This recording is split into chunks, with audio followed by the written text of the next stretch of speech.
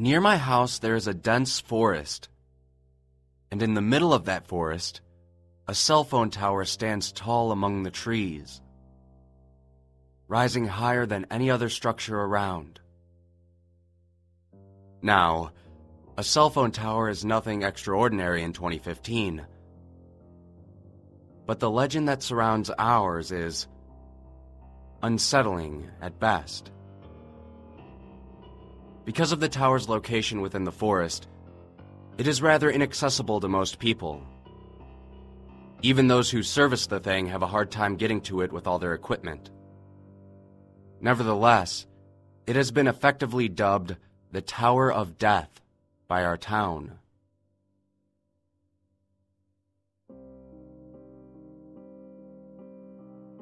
The tower was state-of-the-art for when it was built, and replaced an older tower, which was smaller and nearing the end of its life cycle. As the legend goes, just 2 days after the tower was built, a young couple who, obviously, were under the influence, climbed to the top of the tower in hopes of taking a picture of the sunset as it descended over the town. As they reached the antenna cluster at the top, the girl was suddenly snagged on a cable and lost her footing, causing her to fall to the ground. She died upon impact. The male, devastated, also flung himself off the tower. But instead of dying instantly like his lover, he survived just long enough to drown in his own blood.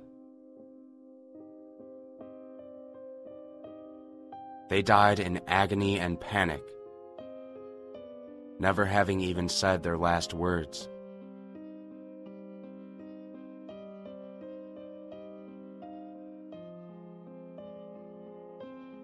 Ever since, the tower refused to operate normally, and would sometimes inexplicably cut out when the sun is setting. People have reported hearing faint sounds that resemble screams when calling on their cell phones, and would even get strange texts from unknown numbers with the words, "Help" and "Please help us." The various carriers which the tower served were soon notified of the strange occurrences, and they came to investigate.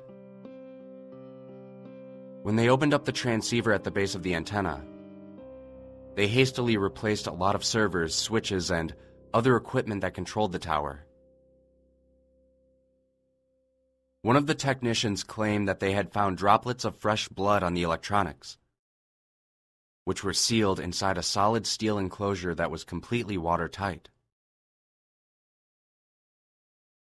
This all happened well after the death of the couple, and the structure and the surrounding area as well was cleaned from top to bottom long ago.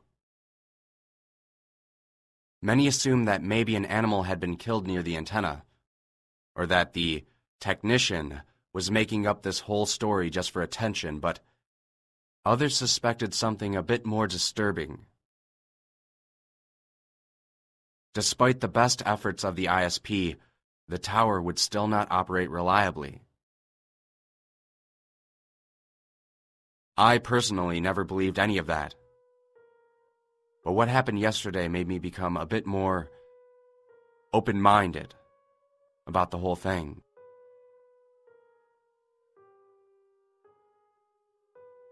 I was taking a walk around the forest, enjoying the beautiful sunset, when I looked up at the supposed Tower of Death. And that was when I saw the silhouette of a person, barely visible, hanging from one of the horizontal bars on the antenna cluster. The person was clearly struggling, and his or her grip was failing. I watched in horror as the person fell from the structure, probably hundreds of feet to the ground. Panicking, I called 911 and ran to the tower, but deep down, I knew that whoever it was probably long dead. It took me almost a half an hour to arrive at the base of the enormous structure. And when I arrived, The entire area was spotless. There was no body to be found. No blood. No evidence that anyone has been here in ages.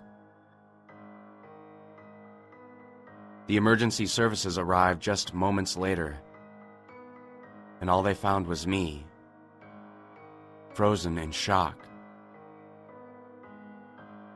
I tried to explain to them what I saw, but they likely thought I was either drunk or crazy or probably both.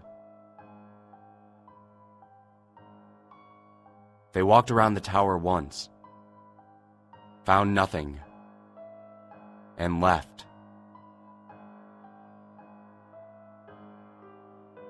That night, I was beginning to relax and assume that it was probably just an optical illusion, a trick of the sunset, when I received a text from an unknown number. All it said was, "Come back."